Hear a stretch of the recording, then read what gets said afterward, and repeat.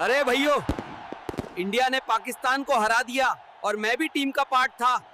Monkey 12th man जिंदाबाद। पहला over मैंने फील्डिंग करी थी और दूसरा ओवर में बनाना खा लिया था, तभी तो टीम जीती। देखो भैयो, ट्रॉफी भी ले ली और फोटो भी ले लिया। मंकी मीडिया का काम डन। लाइक कर दो, वरना अगली बार पाकिस्तान की टीम में घुस जाऊंगा। जय हिंद।